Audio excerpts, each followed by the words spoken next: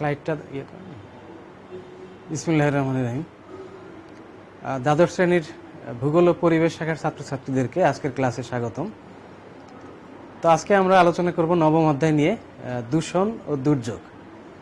তো এর আগের ক্লাসগুলোতে দূষণ ও দুর্যোগ কোর্সের আগের অংশ নিয়ে আমরা আলোচনা করেছি। তো আজকে আমরা যে বিষয়গুলো নিয়ে কথা বলবো, দূষণ ও দুর্যোগের মধ্যে সম্পর্ক এবং বাংলাদেশের পরিবেশ অধিদপ্তরের যে গৃহীত পদক্ষেপ পরিবেশ সংরক্ষণে, সে সম্পর্কে একটু আলোচনা করব। তো দুর্যোগ ব্যবস্থাপনা পদ্ধতি সম্পর্কে আলোচনা করব এবং উন্নয়নমূলক কর্মকাণ্ডে পরিবেশ বান্ধব পরিকল্পনার গুরুত্ব, এই বিষয়গুলো নিয়ে আজকে আমরা কথা বলার চেষ্টা করব। তা আমরা একটু গত ক্লাসের রিপিট করে নেই যে দূষণ ও দুর্যোগ এর সংজ্ঞাটা আসলে কি ছিল। তো দূষণ কাকে বলে? দূষণের সংজ্ঞা আমরা বলেছিলাম যে পরিবেশের স্বাভাবিক অবস্থা থেকে বিচ্যুতি হচ্ছে দূষণ। অর্থাৎ পরিবেশের উপাদানগুলো যেখানে যে মাত্রায় থাকার কথা, যেভাবে থাকার কথা, তো সেই মাত্রার মধ্যে যদি কোনো ধরনের পরিবর্তন আসে এবং সেটা যদি নেতিবাচক পরিবর্তন হয়, তাহলে আমরা সেটাকে বলি দূষণ। তো একইভাবে আমরা বলতে পারি যে পানির যে গুণাগুণ, পানির যে বৈশিষ্ট্য, তার মধ্যে যদি কোনো ধরনের নেতিবাচক পরিবর্তন আসে, তাহলে বলতে পারবো আমরা পানি দূষণ। একইভাবে বাতাসের যে উপাদানগুলো রয়েছে, বাতাসের উপাদানগুলোর মধ্যে যদি নতুন কোনো উপাদান যোগ হয় যেটা বাতাসের প্রকৃতপক্ষে বাতাসের উপাদান নয়, তাহলে সেটা বায়ু দূষণ। অথবা যদি যে উপাদানগুলো বায়ুতে বিদ্যমান আসে তার মাত্রার মধ্যে যদি কোনো ধরনের পরিবর্তন আসে, তাহলে সেটাকেও আমরা বায়ু দূষণ বলবো। তো দূষণ আসলে একটি বৈশ্বিক সমস্যা বর্তমানে, যেহেতু পৃথিবীর জনসংখ্যা খুব দ্রুত বৃদ্ধি পাচ্ছে, প্রতি বছর প্রায় 10 কোটি হারে। তো যার ফলে দূষণ সব জায়গাতে ছড়িয়ে যাচ্ছে এবং এই দূষণ থেকে আস্তে আস্তে দুর্যোগ তৈরি হওয়ার মতো একটা অবস্থা তৈরি হয়ে যাচ্ছে। তো দুর্যোগ কাকে বলে? তো দুর্যোগ হচ্ছে একটা সিচুয়েশন বা পরিস্থিতি, অবস্থা। অবস্থা কেমন অবস্থা? অর্থাৎ অবস্থায় এত খারাপ হতে হবে যেখানে মানুষ তাদের স্বাভাবিক জীবনযাপন করতে পারবে না, ব্যাপক হারে প্রাণহানি হবে, ব্যাপক ক্ষতিগ্রস্ত হবে এবং আক্রান্ত এলাকার লোকজনকে যদি ওই এলাকার কমিউনিটির বাইরে থেকে সহযোগিতা না করা হয়, তাহলে নিজেরা আর আগের অবস্থায় ফিরে আসতে পারবে না। তো এরকম যদি মারাত্মক অবস্থা হয়, তখনই আমরা সেই অবস্থাকে বলি দুর্যোগ। তো দূষণ, এটাকে যদি আমরা একটা আপদ বলি, তো দুর্যোগ হচ্ছে আপদের কারণে দুর্যোগ তৈরি হতে পারে। তো এখানে বাংলাদেশ সরকারের যে সংজ্ঞা আছে, আমি সেটা দেওয়ার চেষ্টা করেছি। কোনো একটি বিপর্যয়কর ঘটনা ঘটে যাওয়ার ফলে অবস্থা যদি এমন হয় যে আক্রান্ত এলাকার মানুষ ও পরিবেশের ব্যাপক ক্ষয়ক্ষতি হয়, জীবনহানি ও সম্পদের মারাত্মক ক্ষতি হয় এবং আক্রান্ত এলাকার লোকজনকে পূর্বের অবস্থায় ফিরে আসার জন্য বিভিন্ন ধরনের সরকারি এবং বেসরকারি সংস্থার সাহায্যের প্রয়োজন হয়, তো এরকম খারাপ অবস্থাকে বলা হয় দুর্যোগপূর্ণ অবস্থা বা দুর্যোগ। তো দূষণের সাথে দুর্যোগ আসলে কিভাবে সম্পর্কিত? তো আদৌ এর সাথে কোনো সম্পর্ক আছে কিনা? তো দূষণের সাথে দুর্যোগের সম্পর্ক রয়েছে, কারণ দূষণের মাত্রা যদি খুব বেশি পরিমাণে হয়, তখন সেটাকে আমরা ভৌগোলিক পরিভাষায় অবক্ষয় বলে থাকি। অর্থাৎ দূষণের মাত্রা যদি এত বেশি হয় যে জায়গাটা দূষণ হলো, তো সেখানে যদি বাইরে থেকে সহযোগিতা না করা হয় একা, তাহলে তা আগের অবস্থায় আর ফিরে আসবে না। তো এরকম অবস্থা হলে আমরা তখন সেটাকে বলে থাকি অবক্ষয়। যেমন আমরা বুড়িগঙ্গা নদীর কথা বলতে পারি যে দূষণ সব নদীতেই হচ্ছে, কিন্তু বুড়িগঙ্গা নদীতে এত বেশি দূষণ হয়েছে যে তো সেখানে যদি বাইরে থেকে সহযোগিতা না করা হয়, অর্থাৎ সেখানে যে দূষকগুলো অলরেডি চলে গেছে, যে পলিথিনগুলো ইতিমধ্যেই ফেলা হয়েছে, যে টক্সিক উপাদানগুলো ইতিমধ্যেই ফেলা হয়েছে, তো সেই পলিথিনগুলো যদি অপসারণ না করা হয় এবং দূষণের যে উৎসগুলো রয়েছে, অর্থাৎ কলকারখানার বিভিন্ন বর্জ্য, গৃহস্থালী বর্জ্য ইত্যাদি থেকে যে দূষণটা হচ্ছে, সেই উৎসগুলোকে যদি বন্ধ না করা হয়, তাহলে একা বুড়িগঙ্গা নদী আর আগের অবস্থায় ফিরে আসতে পারবে না। তো এরকম অবস্থাকে আমরা বলে থাকি অবক্ষয়। তো যাই হোক, অবক্ষয়টা আমাদের আলোচনার বিষয় নয়। তো আমরা আলোচনা করব দূষণ আর দুর্যোগ। তো এখানে কিছু ক্লু দেয়া আছে যে দূষণ হতে পারে কোনো একটা দুর্যোগের শুরু। তো দূষণের প্রভাব দীর্ঘস্থায়ী হতে পারে, আবার ক্ষণস্থায়ী হতে পারে। তো যেমন একটা বলতে পারি যে শব্দ দূষণ। শব্দ দূষণ এই মুহূর্তে হলো, তো যতক্ষণ সেই শব্দের উৎসটা চালু থাকবে দূষণটা ততক্ষণ ছড়াবে। তো শব্দের উৎসটা বন্ধ হয়ে গেল, তো দূষণ সাথে সাথে বন্ধ হয়ে যাবে। হয়তো দূষণের প্রভাব এটা দীর্ঘস্থায়ী হতে পারে, সেটা অন্য বিষয়, কিন্তু দূষণ বন্ধ হয়ে যাবে সাথে সাথেই। কিন্তু পানি দূষণ, বায়ু দূষণ, তো এই দূষণগুলো হয় খুব ধীরে ধীরে, এবং এই দূষণগুলো বন্ধ করাও খুব কঠিন।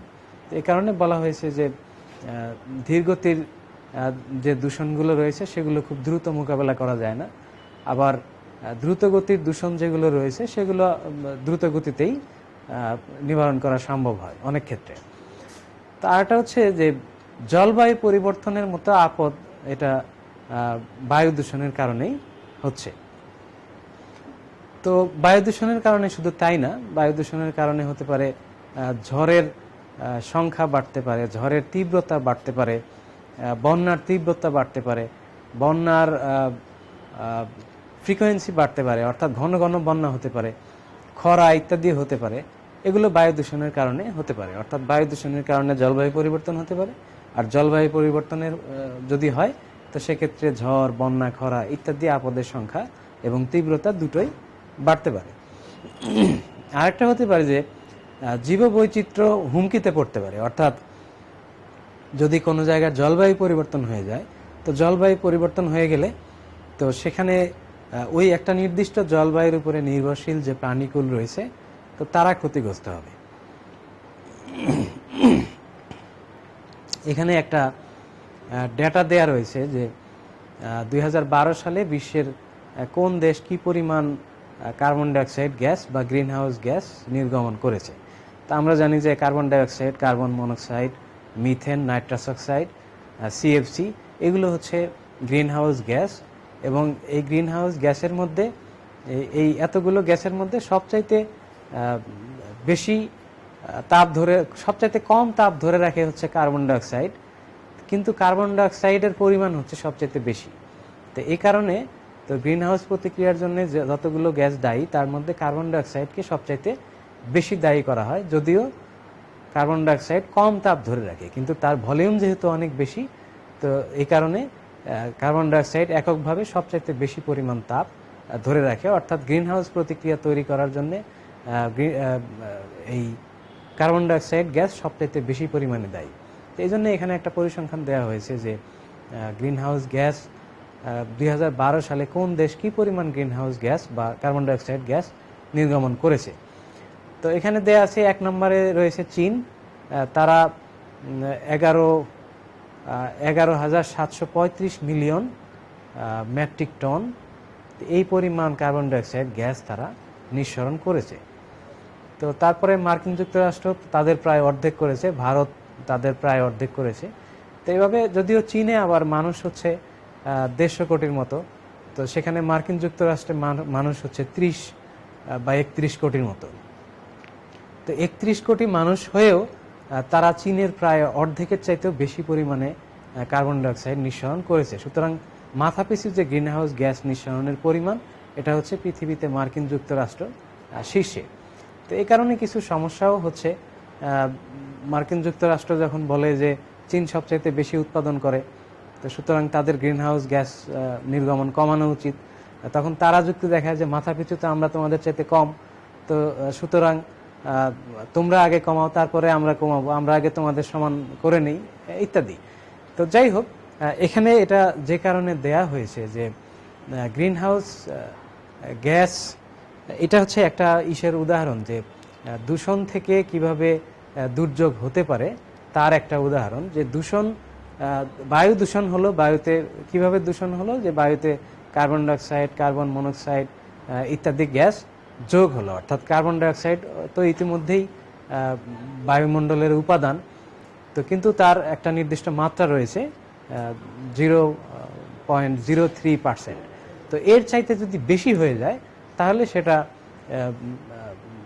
তাপকে ধরে রাখবে এবং গ্রিন হাউস প্রতিক্রিয়ার জন্য দায়ী হবে।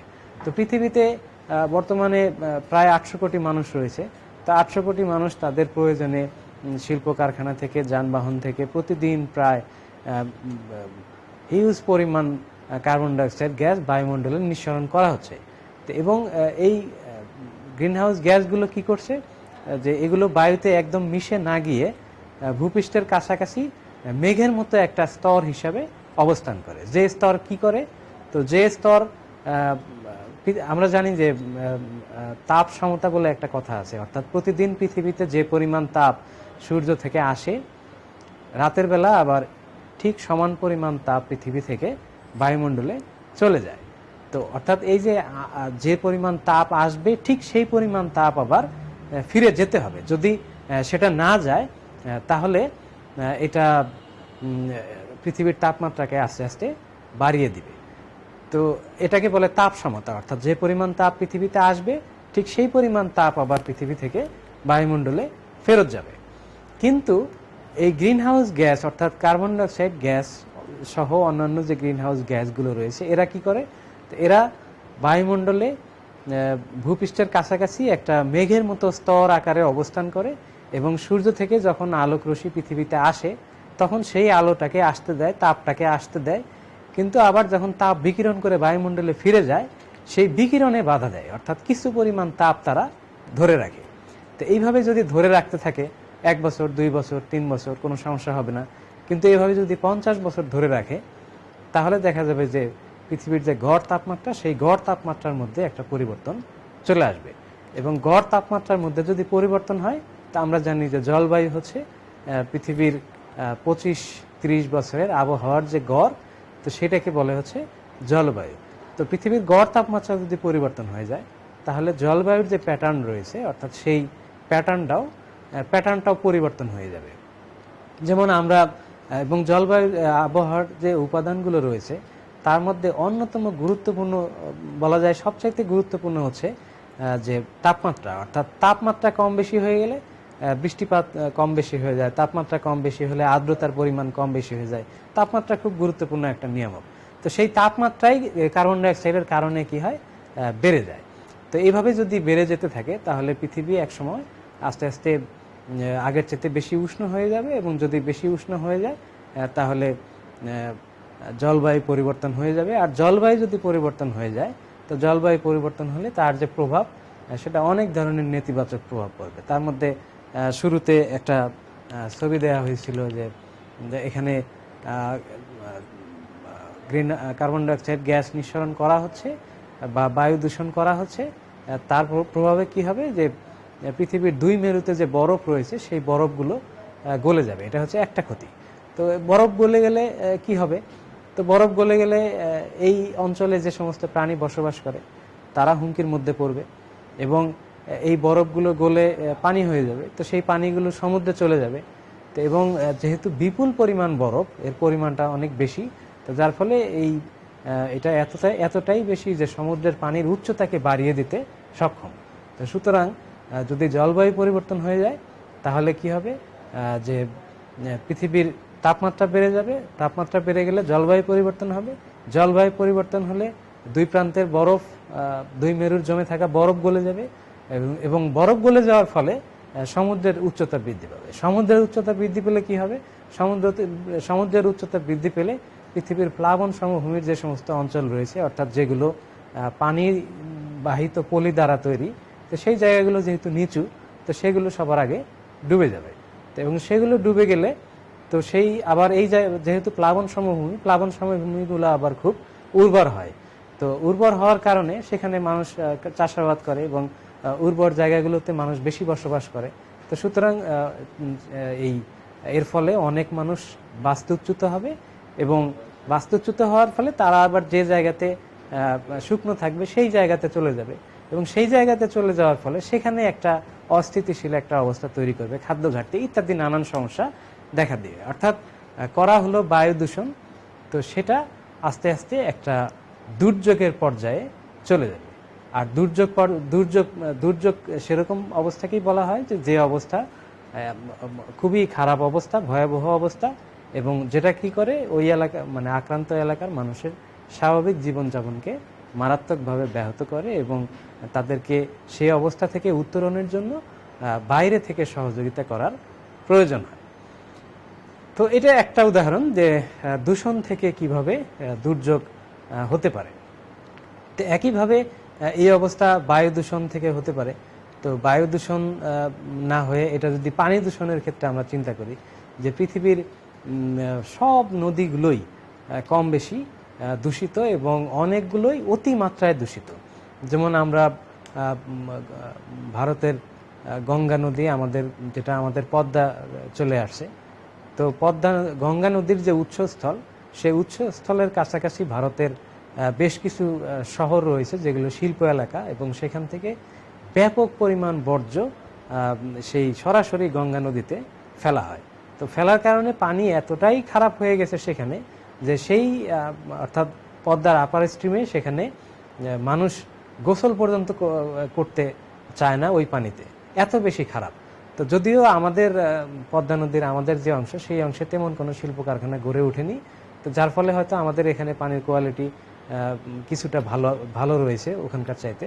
কিন্তু যদি এই অবস্থা পৃথিবীর সব নদীগুলোতে, এবং এই দূষণের ফলে যেটা হচ্ছে যে নদীতে যে সমস্ত প্রাণী বসবাস করে, অর্থাৎ তার মধ্যে একটা বড় অংশ হচ্ছে মাছ। তো সেই মাছগুলো অনেক মাছ রয়েছে যেগুলো খুবই সেনসিটিভ, অর্থাৎ তাদের যে পরিবেশ, সেই পরিবেশের মধ্যে যদি সামান্য পরিবর্তন হয় তাহলে সেটা তারা সহ্য করতে পারে না, তারা মারা যায়। তো এরকম সেনসিটিভ যে সমস্ত প্রজাতিগুলো রয়েছে, সেই প্রজাতিগুলো ইতিমধ্যেই পৃথিবীর অনেক নদী থেকে অনেক প্রজাতির মাছ সহ অনেক প্রাণী ইতিমধ্যেই বিলুপ্ত হয়ে গেছে এবং আরও অনেকগুলো বিলুপ্ত হওয়ার পথে।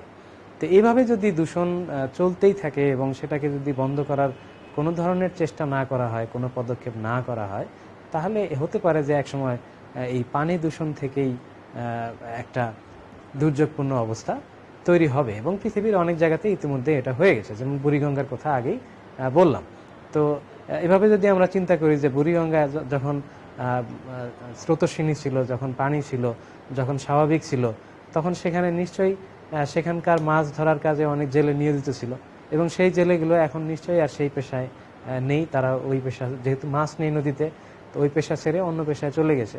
তো এভাবে একটা বিপর্যয় ইতিমধ্যে হয়ে গেছে, কিন্তু সেটা হয়তো ধীরে ধীরে হয়েছে, এই কারণে আমরা হয়তো অতটা উপলব্ধি করতে পারিনি।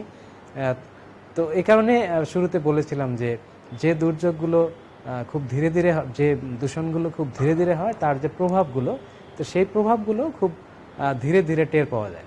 আর যেগুলো খুব দ্রুত হয়, তার প্রভাব খুব দ্রুত উপলব্ধি করা যায়। যেমন যদি শব্দ দূষণের মধ্যে কেউ পড়ে, তাহলে সাময়িকভাবে সাথে সাথেই তার কান কিছু সময়ের জন্য ব্লক হয়ে যেতে পারে, সে কিছু সময় সে আর শুনতেই পাবে না। তো এরকম হতে পারে। তো এটা দূষণের ধরন কেমন হবে তার উপরে নির্ভর করবে যে আসলে দুর্যোগটা কিভাবে আসবে। তো এটাই হচ্ছে মোটামুটি দূষণের সাথে দুর্যোগের যে সম্পর্ক।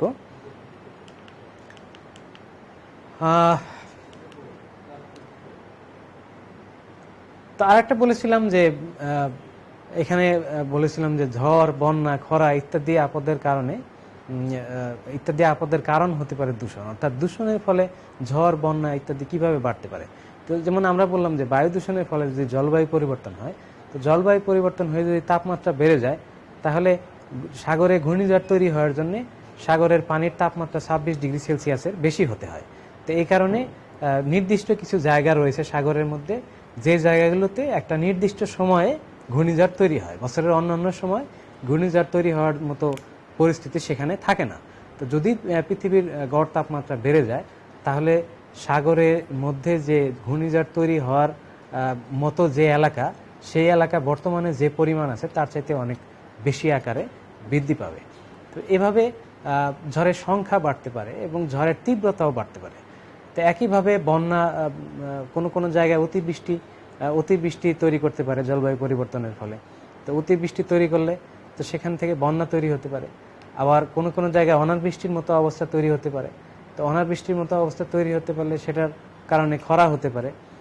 তো এখানে একটা সমস্যা হচ্ছে যে যদি জলবায়ু পরিবর্তনের ফলে যে সমস্যাগুলো হবে, অর্থাৎ বৃষ্টি যে জায়গাতে কম হয় সেই জায়গাতেই বৃষ্টির পরিমাণ কমে যাবে। আর বৃষ্টি যে জায়গাতে বেশি হয় তো সেই জায়গাতে বৃষ্টির পরিমাণ আরও বেড়ে যাবে। যদি উল্টাটা হতো যে যেখানে বৃষ্টি কম হয় সেখানে বৃষ্টির পরিমাণ বাড়বে তাহলে ভালো হতো, কিন্তু সেটা হবে না। তো উল্টা মানে যেটা ক্ষতিকর সেটা হবে, আর ক্ষতিকর যখন সেটাকে আসলে দূষণ বলা হয় বা সেটাকে ক্ষতিকর হিসেবে ধরা হয়। তো এভাবে ঝড়, বন্যা, খরা ইত্যাদির সাথে দূষণের একটা সম্পর্ক রয়েছে। আরেকটা হচ্ছে জীববৈচিত্র্য হুমকির মধ্যে পড়তে পারে, যেটা আমরা ইতিমধ্যেই বললাম যে জলবায়ু পরিবর্তনের ফলে পৃথিবীতে অনেক জায়গাতে তো বললাম যে বৃষ্টিপাতের পরিমাণ কমে যাবে। তো বৃষ্টিপাতের পরিমাণ যদি কমে যায় তাহলে সেখানে পৃথিবীর বিশেষ করে যেগুলো প্রথম অধ্যায়ে আমরা কিছু আলোচনা করেছিলাম যে পৃথিবীর কিছু অঞ্চল রয়েছে যেগুলো মরুভূমিও নয় আবার সবুজ এলাকাও নয়, এর মাঝামাঝি একটা এলাকা, যেটা বলেছিলাম যে তৃণভূমি টাইপের এলাকা, অর্থাৎ সেখানে ছোট ছোট ঘাস জাতীয় গাছ সেগুলো জন্মাতে পারে, খুব বড় ধরনের গাছও জন্মাতে পারে না, আবার একেবারে যে মরুভূমির মতো ধুধু বালি সেটাও থাকে না, কিছু ছোট ছোট ঘাস দেখা যায়। তো এই জাতীয় অঞ্চলগুলোতে যে প্রাণীগুলো বসবাস করে তাদেরকে পানির জন্য প্রচুর পরিমাণে সংগ্রাম করতে হয়। তো সেই জায়গাতে যদি বৃষ্টির পরিমাণ কমে যায়, অর্থাৎ আমরা বিভিন্ন সময় ডিসকভারি বা অন্যান্য চ্যানেলে দেখে থাকি যে ওই আফ্রিকান সাভানা অঞ্চলে যে সমস্ত নদীতে যে সমস্ত কুমির বাস করে, তো সেই কুমিরগুলো একসময় পানি শুকিয়ে নদী শুকিয়ে কাদার মধ্যে পড়ে যায়, এবং কাদার মধ্যে পড়ে গিয়ে যেটা হয় যে তারা এমন একটা অবস্থায় থাকে যে যদি বৃষ্টি আর 7 দিন পরে শুরু হয় তাহলে অনেক পরিমাণ কুমির মারা যাবে। তো 7 দিন আগে যদি বৃষ্টি হয় তাহলে শুধু কুমির না, কুমির সহ অন্যান্য জলজ প্রাণী যেগুলো সেগুলো এরকম একটা অবস্থায় থাকে। আবার যদি বৃষ্টি না হয় তাহলে অন্যান্য প্রাণী তারাও অনেক সময় পানির অভাবে তৃষ্ণার্ত থাকে, মানে তারা বৃষ্টির জন্য প্রতীক্ষা করতে থাকে, এবং যদি 10 দিন আগে বৃষ্টি হয় তাহলে অনেক প্রাণী বেঁচে যাবে, আর যদি 10 দিন পরে বৃষ্টি হয় তাহলে অনেক প্রাণী মারা যাবে। তো এরকম ক্রিটিক্যাল কন্ডিশন যেখানে আছে সেই জায়গাগুলোতে বিশেষ করে জলবায়ু পরিবর্তনের যে প্রভাব এটা অনেক বেশি মারাত্মক হতে পারে, তাদের ওই এলাকায় বসবাসরত প্রাণী সম্প্রদায় যারা আছে তাদের অস্তিত্বের প্রশ্ন হয়ে দাঁড়াবে। তো সুতরাং দূষণের সাথে জীববৈচিত্র্য হুমকিতে পড়া এইটারও একটা সম্পর্ক রয়েছে। তো গ্রিনহাউস গ্যাসের কথা বললাম যে পৃথিবীর 1/4 গ্রিনহাউস গ্যাস চীন একাই উৎপাদন করে, যদিও তারা অনেক বেশি পণ্য উৎপাদন করে এবং তাদের জনসংখ্যাও একটা পৃথিবীর টোটাল জনসংখ্যার মোটামুটি 5-6 ভাগের 1 ভাগ এরকম। তো পরিবেশ অধিদপ্তর বাংলাদেশের একটা প্রতিষ্ঠান রয়েছে যারা পরিবেশ সংরক্ষণের জন্য বিভিন্ন রকম নীতিমালা, আইন, বিধি ইত্যাদি প্রয়োগ করে থাকে। তো ইতিমধ্যেই পরিবেশ অধিদপ্তর পরিবেশ সংরক্ষণের জন্য বিভিন্ন রকম পদক্ষেপ নিয়েছে।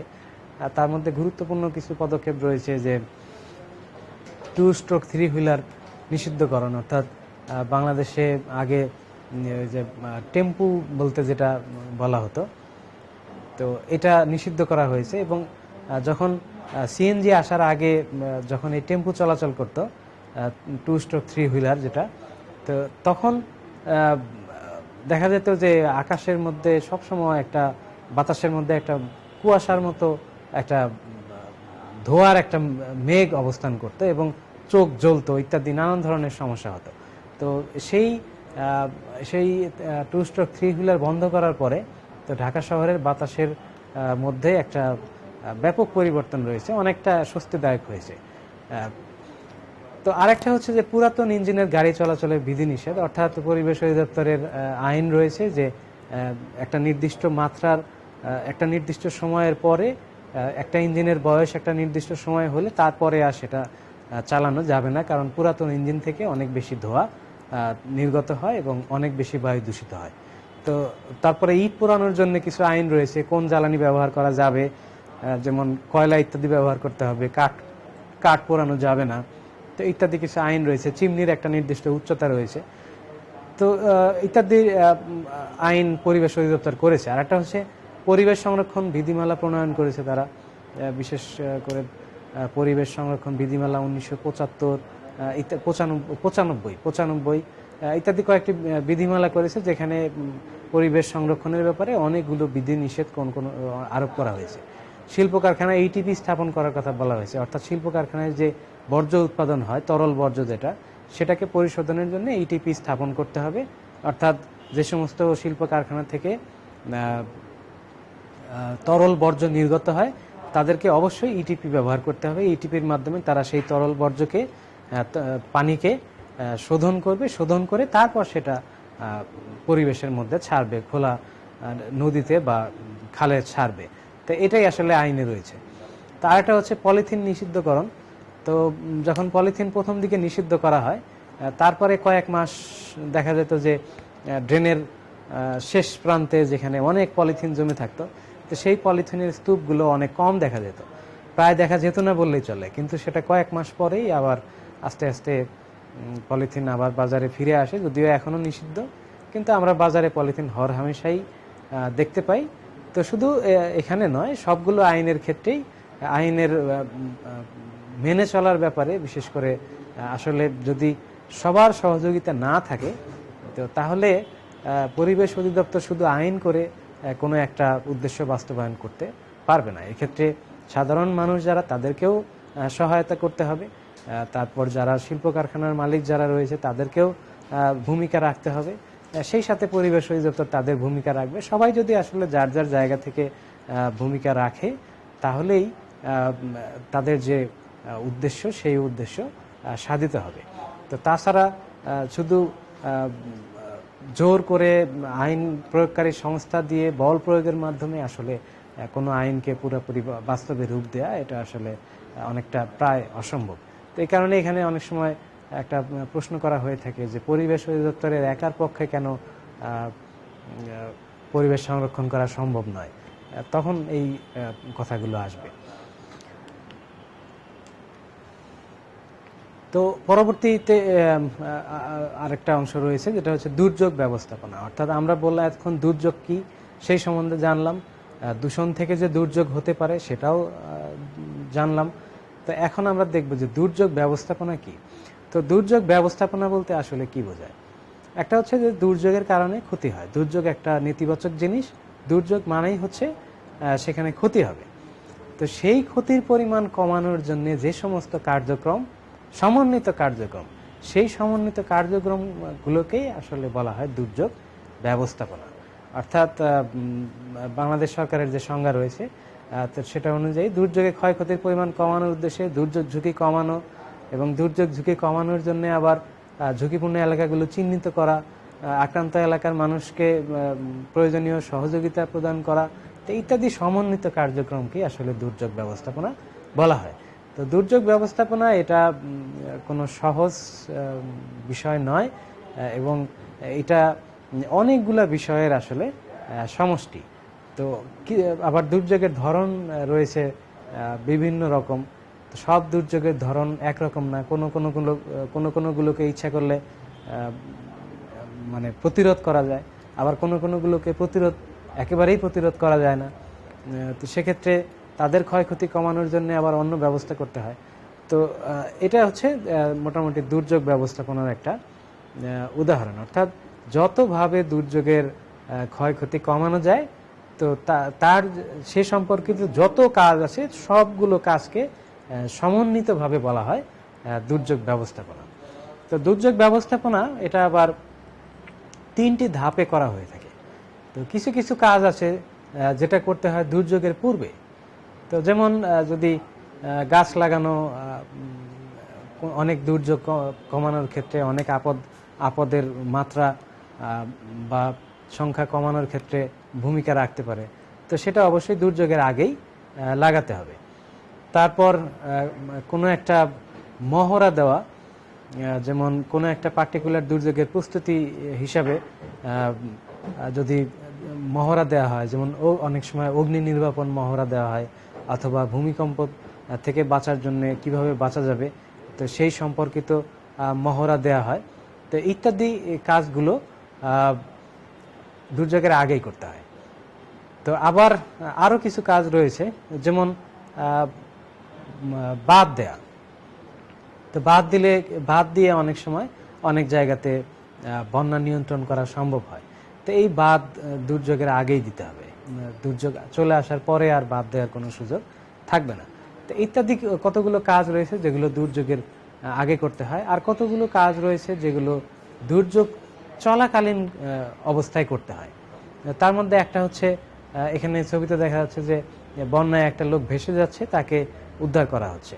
তো একইভাবে বন্যার ঘূর্ণিঝড়ের ক্ষেত্রেও হতে পারে যে ঘূর্ণিঝড়ের ঠিক ঘূর্ণিঝড়ের সময় একটা মানুষ ভেসে গেল সমুদ্রে, তো সে যদি কোনো একটা গাছের গুঁড়ি বা কোনো একটা কিছু ধরে কিছু সময় হয়তো সে বেঁচে থাকতে পারবে, তো সেই সময় যদি তাকে উদ্ধার করা হয় তাহলে হয়তো তার জীবনটা রক্ষা করা সম্ভব হবে। তো সুতরাং তো দুর্যোগ চলাকালীন কিছু কাজ করতে হয়, দুর্যোগ ব্যবস্থাপনার কাজ করতে হয়, আর কিছু কাজ করতে হয় দুর্যোগের পরে। দুর্যোগ চলে গেল, তো দুর্যোগ চলে যাওয়ার পরে যেটা হলো, যাদেরকে রেস্কিউ করা হলো তাদেরকে অনেক সময় মেডিকেল সাপোর্টের প্রয়োজন হতে পারে, তো সেই কাজগুলো দুর্যোগের পরে করতে হবে। একটা দুর্যোগ হওয়ার পরে অনেক সময় মানুষের বাড়ি ঘর, সহায় সম্বল, খাবার পানি কিছু থাকে না, তো সেই সময় তাদেরকে তাৎক্ষণিকভাবে খাবার প্রদান করা, পানি প্রদান করা, তাদের আশ্রয়ের ব্যবস্থা করা, তাদের যে বাড়িঘরগুলো নষ্ট হয়ে গেছে সেগুলো মেরামতের ব্যবস্থা করা, তো এই কাজগুলো করতে হয় দুর্যোগের পরে। তো সুতরাং দুর্যোগ ব্যবস্থাপনা 3 ধাপে করা হয়, একটা হচ্ছে দুর্যোগের পূর্বে, আর একটা হচ্ছে দুর্যোগ চলাকালীন, আর একটা হচ্ছে দুর্যোগের পরে। তো এবার আমরা একটু দেখব যে দুর্যোগ ব্যবস্থাপনা পদ্ধতি আসলে কোন কোন কাজের মাধ্যমে দুর্যোগ ব্যবস্থাপনা করা হয়ে থাকে। তো দুর্যোগ ব্যবস্থাপনার যে কার্যক্রমগুলো সেটা সাধারণত 5 ভাবে করা হয়ে থাকে। তো প্রথম হচ্ছে প্রতিরোধ, আরেকটা হচ্ছে প্রশমন, আরেকটা হচ্ছে প্রস্তুতি, তারপরে হচ্ছে সারাদান, আরেকটা হচ্ছে পুনরুদ্ধার। অর্থাৎ কোনো একটা পার্টিকুলার দুর্যোগ সৃষ্টি হওয়ার আগেই যেটাতে যে আপদ থেকে, সেটা দূষণ হোক অথবা কোনো একটা হ্যাজার্ড, কোনো একটা অন্যান্য হ্যাজার্ড, যেমন বন্যা, ঘূর্ণিঝড়, ভূমিকম্প ইত্যাদি, তো এগুলো থেকে যদি কোনো দুর্যোগপূর্ণ অবস্থা তৈরি হওয়ার মতো পরিস্থিতি তৈরি হয়, তাহলে প্রথমে চেষ্টা করা হয় যে যেটা থেকে দুর্যোগ তৈরি হবে সেই জিনিসটাকে থামানোর জন্য, অর্থাৎ বন্যা, সেটাকে প্রতিরোধ করার জন্য। তো কিন্তু আগেই বললাম যে সবগুলো মানে যে সমস্ত ইভেন্ট থেকে, অর্থাৎ যে সমস্ত আপদ থেকে দুর্যোগ হয়, সেই আপদ সবগুলোকে প্রতিরোধ করা যায় না, কোনোটাকে হয়তো প্রতিরোধ করা যায়। তো সেক্ষেত্রে যেটাকে প্রতিরোধ করা যায়, তো সেটাকে প্রথমেই চেষ্টা করা হয় যে তাকে প্রতিরোধ করার, অর্থাৎ আপদটাই যেন না আসে। যদি আপদ তাকে প্রথমেই তাকে প্রতিরোধ করা যায় তাহলে আর দুর্যোগ হবে না। তো অনেক সময় সেটাকে পারা যায় না, তখন কি করার চেষ্টা করা হয়, তখন তাকে প্রশমন করার চেষ্টা করা হয়। অর্থাৎ দুর্যোগটাকে যেহেতু আটকানো গেল না, তার ক্ষয়ক্ষতি যাতে কম হয়, সেই ক্ষয়ক্ষতিটাকে কম করানোর চেষ্টা করা হয়। ঘূর্ণিঝড় হোক, কিন্তু সেটার মাত্রা যেন, মানে তীব্রতা যেন কম থাকে। বন্যা হচ্ছে, আটকানো গেল না তো ঠিক আছে, কিন্তু বন্যার যেন খুব বেশি মাত্রায় যেন না হয়, তো সেই চেষ্টা করা হয়। এটাকে বলা হয় প্রশমন বা মিটিগেশন। তো আরেকটা হলো যে প্রশমন করেও চেষ্টা করেও পারা গেল না, তারপরেও চলে আসলো, তো একদম দোরগোড়ায় চলে আসলো, তখন কি করতে হবে, তাৎক্ষণিকভাবে প্রস্তুতি নিতে হবে। তো প্রস্তুতি যদি নেওয়া হয় তাহলে দেখা যায় যে ক্ষয়ক্ষতি অনেক ক্ষেত্রে কমানো সম্ভব হয়। যেমন আমরা বাংলাদেশের কথা চিন্তা করতে পারি যে বাংলাদেশে 1970 সালে যে উপকূলীয় এলাকায় যে ঘূর্ণিঝড় হয়, তো সেই ঘূর্ণিঝড়ে প্রায় 5 লক্ষ লোক মারা যায়। এবং এর কারণ হলো একটাই, যে মানুষের কোনো প্রস্তুতি ছিল না। মানুষ আগে থেকে জানতো না কখন ঝড় আসতেছে, এবং ঝড় আসলে কি করবে, কোথায় গিয়ে আশ্রয় নিবে, কিভাবে তাদের সম্পদ রক্ষা করতে পারবে, কিভাবে তাদের জীবন রক্ষা করতে পারবে, এই সম্বন্ধে কোনো ধারণা উপকূলীয় এলাকার মানুষের, মানে তারা অভিজ্ঞতা থেকে যতটুকু অর্জন করেছিল ততটুকুই, তার বেশি কোনো ধারণা বা এই বিষয়ে তাদের কোনো ট্রেনিং ছিল না। তো তার ফলে যেটা হয়েছে যে হঠাৎ করে অকস্মাৎ ঘূর্ণিঝড় চলে আসছে এবং ব্যাপক মানুষ মারা গেছে। তারপরে যেটা হলো 1990 সালে আরেকটা ঘূর্ণিঝড় হলো, তো 91-তে। তো সেই ঘূর্ণিঝড়ে যেটা হলো যে 1.5 লক্ষ লোক মারা গেল। তো এই সংখ্যাটাও অনেক বেশি। তো 70-এর পরে মানুষ কিছুটা শিক্ষা নিয়েছিল, কিন্তু তারপরেও সেটা অনেক কম ছিল। তো মোটামুটি 91-এর ঘূর্ণিঝড়ের পরে বাংলাদেশের দুর্যোগ ব্যবস্থাপনার ক্ষেত্রে একটা ব্যাপক পরিবর্তন আসে। অনেকগুলো আশ্রয় কেন্দ্র নির্মাণ করা হয়, তাদের জনসাধারণকে সম্ভাব্য ঝুঁকি সম্বন্ধে তাদেরকে অবগত করা হয়, তাদেরকে সচেতন করা হয় বিভিন্ন সরকারি বেসরকারি সংস্থার মাধ্যমে।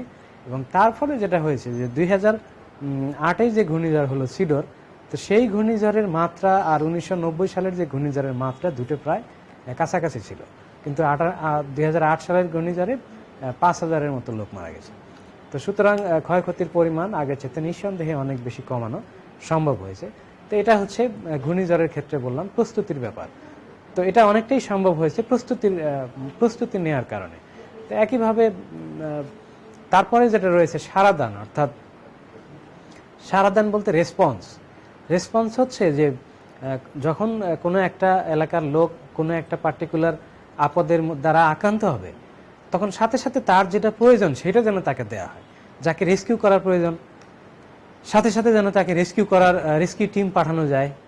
যেখানে ত্রাণ প্রয়োজন সেখানে যেন সাথে সাথে ত্রাণ পাঠানো যায়। যেখানে চিকিৎসা সেবা প্রয়োজন সেখানে যেন চিকিৎসা সেবা পাঠানো যায়। তো এটা হচ্ছে রেসপন্সের মধ্যে পড়ে। আর এটা হচ্ছে পুনরুদ্ধার বা রিকভারি।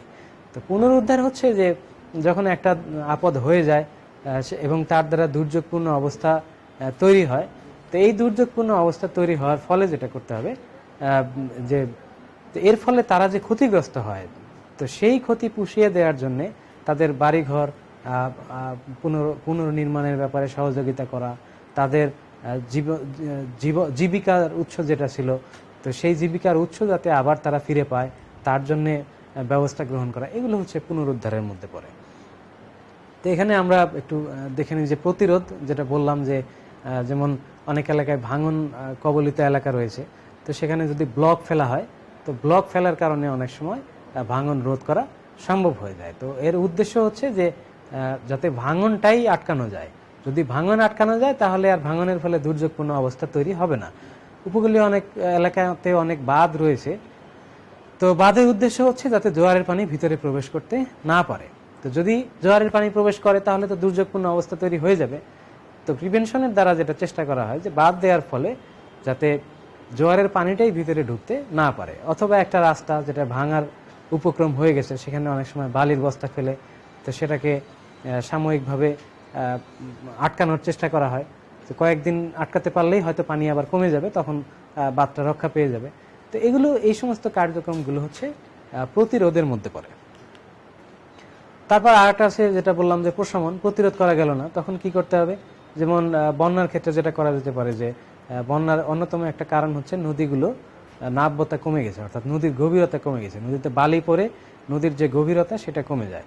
তো সেক্ষেত্রে ড্রেজিং করে যদি নদীর গভীরতাকে বাড়ানো যায়, তাহলে নদীতে যখন পানি আসবে তো সেই পানি নদীর মধ্যেই থাকবে, নদীর বাইরে যাবে না। আর নদীর বাইরে যতক্ষণ পর্যন্ত না যাবে ততক্ষণ পর্যন্ত আমরা সেটাকে বন্যা বলি না। একইভাবে উপকূলীয় এলাকায় সবুজ বেষ্টনী প্রকল্প রয়েছে। তো তার উদ্দেশ্য হচ্ছে যখন ঘূর্ণিঝড় আসবে তো উপকূলে সবার আগে আঘাত হানবে, এবং আঘাত হানার ফলে যে সবুজ বেষ্টনী থাকবে প্রথম হিটটা যেন সেই সবুজ বেষ্টনীর মধ্যে পড়ে। তো তাহলে কি হবে? ওই গাছগুলো ভেঙে যাবে। তো এর ফলে ওই ঘূর্ণিঝড় যখন স্থলভাগে প্রবেশ করবে তখন সে দুর্বল হয়ে যাবে, এবং দুর্বল হয়ে যাওয়ার কারণে ক্ষয়ক্ষতির পরিমাণ অনেক কমে যাবে।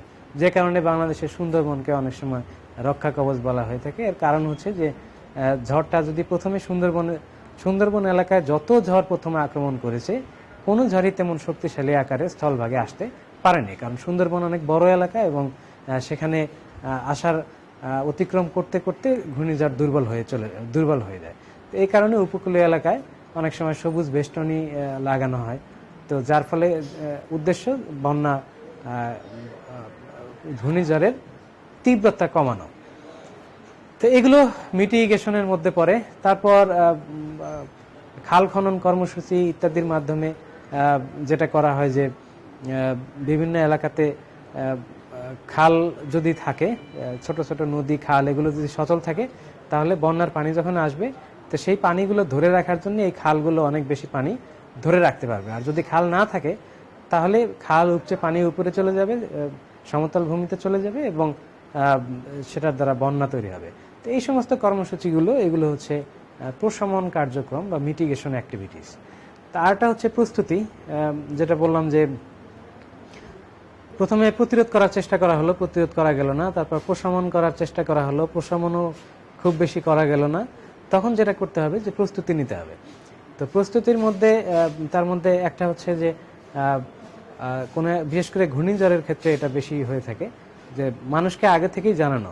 তো ওখানে যেটা হয় যে সিপিপি বা সাইক্লোন প্রিপেয়ারনেস প্রোগ্রাম এর আওতায় ভলান্টিয়াররা রয়েছে, তারা মেগাফোন নিয়ে মানুষের বাড়ি বাড়ি গিয়ে মাইকিং করে যে একটা ঘূর্ণিঝড় আসতেছে, তার মাত্রা এই, সিগন্যাল নাম্বার চলছে বর্তমানে এত, সুতরাং আপনারা নিরাপদ আশ্রয়ে চলে আসেন। তখন আশ্রয় কেন্দ্র যেগুলো নির্মাণ করা হয় সেই আশ্রয় কেন্দ্রে মানুষ চলে যায়। তো বর্তমানে যে ব্যাপক প্রাণহানি কমে গেছে এর কারণ হলো এই আশ্রয় কেন্দ্র নির্মাণ করা এবং আগে থেকেই মানুষকে সতর্ক সংকেত দিয়ে জানিয়ে দেয়া। তো এরকম আরও অনেক প্রস্তুতিমূলক কার্যক্রম রয়েছে, যেমন দলিল দস্তাবেজ অথবা দামি অলংকার ইত্যাদি, এগুলো যদি কোনো একটা পলিথিনের বস্তার মধ্যে মুড়ে অথবা চাল ডাল ইত্যাদি যদি ঘরের মধ্যে মাটি খুঁড়ে সেখানে রেখে দেওয়া হয়, তাহলে ঝড় চলে যাওয়ার পরে বাড়িঘর চলে গেলেও সেই মাটির নিচে সেই জিনিসগুলো রক্ষা পায়। তো এভাবে যদি আগে থেকে প্রস্তুতি নেওয়া যায় তাহলে ক্ষয়ক্ষতির পরিমাণ অনেকটা কমানো যায়। আরেকটা হচ্ছে যেটা বললাম যে রেসপন্স, অর্থাৎ আক্রান্ত হওয়ার পরে মানুষের যেখানে যেটা প্রয়োজন সেটা দ্রুত সেটা দেয়া, যেখানে রিলিফ প্রয়োজন সেখানে রিলিফ দেয়া, যেখানে মেডিকেল সাপোর্ট প্রয়োজন সেখানে মেডিকেল সাপোর্ট দেয়া, এটা হচ্ছে সারাদান। আর এটা হচ্ছে পুনরুদ্ধার। তো পুনরুদ্ধার হচ্ছে যে যখন ব্যাপক পরিমাণে গাছপালা ভেঙে গেল, বৈদ্যুতিক খুঁটি উপড়ে গেল, তখন সেই জিনিসগুলোকে আবার সচল করা, বাড়িঘরগুলোকে আবার মেরামত করা, যাদের জীবিকা নষ্ট হয়ে গেল তাদের জীবিকা আবার আগের অবস্থায় ফিরিয়ে দেয়া ইত্যাদি কার্যক্রমগুলো হচ্ছে পুনরুদ্ধার। তো মোটামুটি এই পাঁচ ধরনের কার্যক্রমের মাধ্যমে বাংলাদেশের দুর্যোগ ব্যবস্থাপনা কার্যক্রম পরিচালিত হয়ে থাকে। শুধু বাংলাদেশে নয়, বিশ্বের সব জায়গাতেই এইভাবেই দুর্যোগ ব্যবস্থাপনা করা হয়ে থাকে। তো আরেকটা রয়েছে যে সর্বশেষ টপিক, যে উন্নয়নমূলক কর্মকাণ্ডে পরিবেশ বান্ধব পরিকল্পনার গুরুত্ব। তো এতক্ষণ আমরা যে আলোচনা করলাম, তো সেখান থেকে তো বোঝাই যাচ্ছে যে যদি উন্নয়নমূলক কর্মকাণ্ড সেটা পরিবেশ বান্ধব না হয় তাহলে সেটা মানব জাতির জন্যই হুমকির সম্মুখীন হয়ে যাবে। তো পৃথিবীর মধ্যে এখন টেকসই উন্নয়ন এটা খুব বেশি একটা আলোচিত বিষয়। তো টেকসই উন্নয়নের ধারণাটা কি, যে উন্নয়নের জন্য যত কার্যক্রমই নেওয়া হোক সেটা যেন পরিবেশ বান্ধব না হয়, সেটা যেন পৃথিবীর পরিবেশকে নষ্ট না করে করা হয়। কারণ যদি মানুষের উন্নয়ন করতে গিয়ে যদি মানুষের বসবাসের জন্য যে পৃথিবী রয়েছে পরিবেশ, তার যে পরিবেশ সেটাকেই যদি নষ্ট করে ফেলা হয়, বাসস্থানটাকেই নষ্ট করে ফেলা হয়, তাহলে সেই উন্নয়ন আসলে কার কাজে লাগবে? তো মানুষই যদি পৃথিবীতে না থাকতে পারে তাহলে উন্নয়ন কার জন্য? তো এই ধারণাটাই আসলে টেকসই উন্নয়ন, অর্থাৎ যে উন্নয়নই করা হবে সেখানে যেন পরিবেশ মাথায় রেখে উন্নয়ন পরিকল্পনা গ্রহণ করা হয়। তার মধ্যে উন্নয়নের আরেকটা মাপকাঠি হলো নগরায়ন, অর্থাৎ যে দেশ যত বেশি উন্নত সেই দেশে নগর জনসংখ্যার সংখ্যা তত বেশি, অর্থাৎ নগরায়ন তত বেশি হয়েছে। সেই নগরায়নের ক্ষেত্রে যদি পরিবেশ বান্ধব চিন্তা না করা হয়, সেখানে যদি পর্যাপ্ত গাছপালা না রাখা হয়, পর্যাপ্ত রাস্তা না রাখা হয়, বর্জ্য ব্যবস্থাপনার জন্য যদি সঠিকভাবে ব্যবস্থা না নেওয়া হয়, তো তাহলে এই নগরায়নের কারণেও যেটা হবে যে পরিবেশ নষ্ট হবে, এবং পরিবেশ নষ্ট হলে সেটা আলটিমেটলি মানুষের বেঁচে থাকার জন্যই হুমকির কারণ হয়ে যাবে।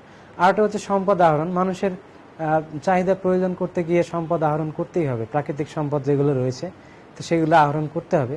তো সেগুলো আহরণ করতে গিয়ে যেন সব সম্পদ একবারে নিঃশেষ না করে ফেলা হয়। অর্থাৎ আমরা 2000 সালের দিকে শুনতাম যে বাংলাদেশের যে গ্যাস রয়েছে তো সেই গ্যাস 2016 সালের মধ্যে শেষ হয়ে যাবে, তো বর্তমানে শেষ হয়নি। তো এর কারণ হচ্ছে যে তো ওই গ্যাস আবার সেখানে নতুন করে আবার প্রডিউস হয়, যে পরিমাণ আছে ওই পরিমাণ থেকে আবার আস্তে আস্তে বাড়তে থাকে। অর্থাৎ গ্যাস তৈরি হওয়ার যে প্রক্রিয়াটা সেই প্রক্রিয়াটা এখনো চলমান রয়েছে। এখন এরকম যদি করা হয় যে সব গ্যাস একবারে খুব দ্রুত উত্তোলন করে ফেলা হয়, তাহলে সেই খনিটা অকেজো হয়ে যাবে। কিন্তু সেখান থেকে যদি অল্প অল্প করে উত্তোলন করা হয়, তাহলে সেখান থেকে আবার নতুন গ্যাস জেনারেট হবে এবং এটা দীর্ঘদিন ধরে এটা থেকে সম্পদ আহরণ করা সম্ভব হবে। একইভাবে একটা বনের গাছ যদি নির্দিষ্ট মাত্রায় না কেটে সব গাছ কেটে ফেলা হয়, তাহলে বনটাই শেষ হয়ে যাবে। কিন্তু বন থেকে যদি নির্দিষ্ট পরিমাণে গাছ সংগ্রহ করা হয় এবং যেটা সংগ্রহ করা হলো সেটাকে যদি আবার নতুন করে লাগানো হয়, তাহলে সেই বন থেকে দীর্ঘদিন ধরে সম্পদ আহরণ করা যাবে। তো এইভাবে সম্পদ আহরণের ক্ষেত্রেও পরিবেশ বান্ধব একটা পরিকল্পনা এটা রাখতে হবে। আরেকটা হচ্ছে পরিবেশ বান্ধব প্রযুক্তি। তো এখন বিশ্বের সব দেশেই এই কথাগুলো অনেক বেশি আলোচনায় আসছে যে যে জিনিসটাই, যে টেকনোলজি আসুক সেটা যেন পরিবেশ বান্ধব হয়, সেটা যেন পরিবেশের ক্ষতি কম করে। তো এই বিষয়গুলো, যেমন আমরা পলিথিনের কথা বলতে পারি যে পলিথিনের পরিবর্তে বিকল্প পাটের ব্যাগ, সেটাও পলিথিনের মতোই যদি ব্যবহার করা যায় নতুন প্রযুক্তির মাধ্যমে, তো ইত্যাদি বিষয়গুলো যদি মানুষের সামনে নিয়ে আসা সম্ভব হয়, তাহলে সেটা পরিবেশ রক্ষার্থে অনেক বেশি ভূমিকা পালন করবে। তো সুতরাং উন্নয়নমূলক কর্মকাণ্ডে যদি পরিবেশ বান্ধব পরিকল্পনা না নেওয়া হয়, তাহলে খুব দ্রুতই সেটা ওই এলাকার পরিবেশকে নষ্ট করে ফেলবে এবং সেটা গোটা মানব জাতি সহ অন্যান্য প্রাণী যারা আছে তাদের জন্য হুমকির কারণ হয়ে যাবে। তো এটাই ছিল মোটামুটি আজকের আলোচনার বিষয়। তো আজকের এই অধ্যায়ের শেষে হওয়ার মাধ্যমে ভূগোল দ্বিতীয় পত্রের যে কোর্স সেটা শেষ হলো।